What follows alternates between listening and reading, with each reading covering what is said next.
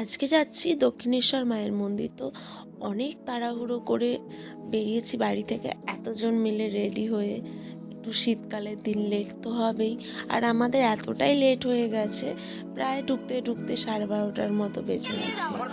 তো দেখো, যেহেতু পুজো দেবে, অনেকটা লাইন হয়ে গেছিলো। আর এখানে এই যে দিদা অ্যাক্সিলেটারে চাপতে পারছিল না ঠিকঠাক করে, তো দিদাকে ওঠাচ্ছিল ও। আর দিদা খুব টেনশানে ছিল, বলছে আমি উঠতে পারবো না এখানে, আমাকে অন্য দিক দিয়ে নিয়ে চল। বলছি পারবে, কোনো টেনশান নেই। তারপর দিদা অনেক কষ্টে, যাই হোক, মানে প্রথমবার হয়ে যাবে, এই যে দেখো উঠে গেছে।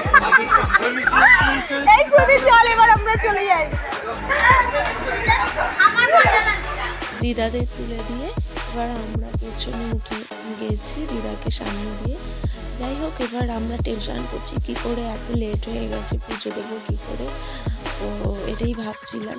যাই হোক, ঠাকুরের আশীর্বাদে পুজোটাও ঠিকঠাক মোটামুটি হয়েছে। মাকে খুব কাছ থেকে দর্শন করেছি, সামনাসামনি একদম, খুব ভালো লেগেছে।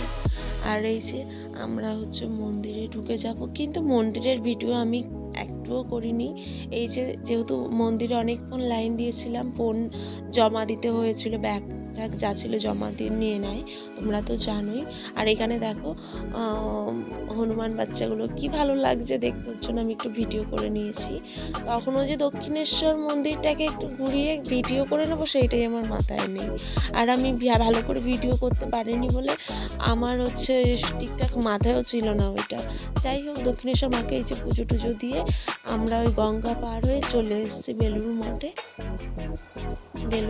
এই যে, আর এখন এইখানেও ঢুকতে ঢুকতে আমাদের প্রায় সন্ধ্যা হয়ে গেছিলো। এখানে কিছু খাওয়া দাওয়া করে তারপর আমরা এই যে বাড়ি থেকে রওনা দেবো। তো চলো, টাটা।